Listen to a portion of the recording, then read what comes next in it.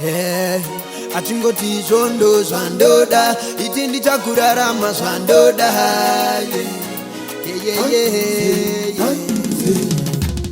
Atingoti zondo zandoda itindi chakurarama zandoda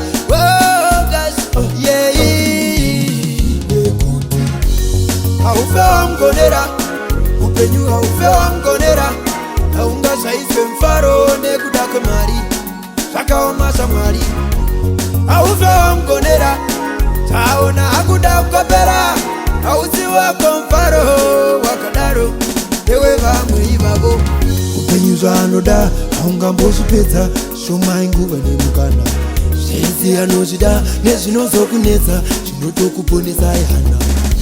daiwaka uchindirarama saningi uchine mukaka usatishurira uningi upenyu paka ukangopaka watosipaka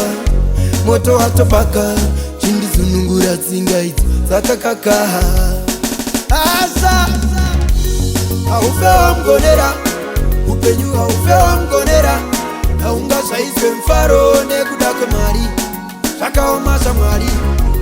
Aufewa mgonera taona akuda kukopera hausi wako mfaro wakadaro ewe vamwe ivavo ukafa wakadaro imwe nhamo ine naro uchiti uchaipinza mforo yava yaoma musoro ndozvinoita mutoro unorema ingoro hapamhanyike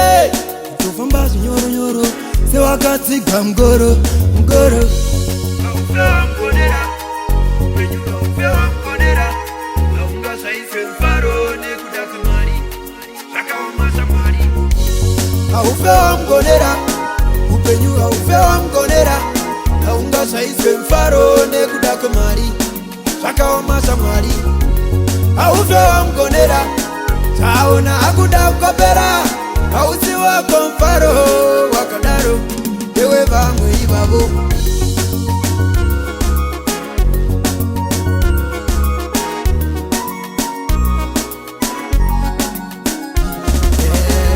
Atingoti zondo zandoda itindi chakurarama zandoda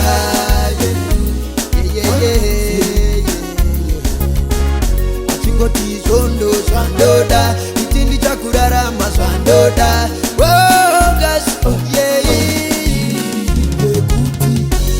Aufewa mgonera upenyu haufewa mgonera haungasaizwe mfaro nekuda kwemari zvakaomasa mwari Aufewa mgonera taona akuda kukopera hausi wako mfaro wakadaro ewe vamwe ivavo Omei Fiali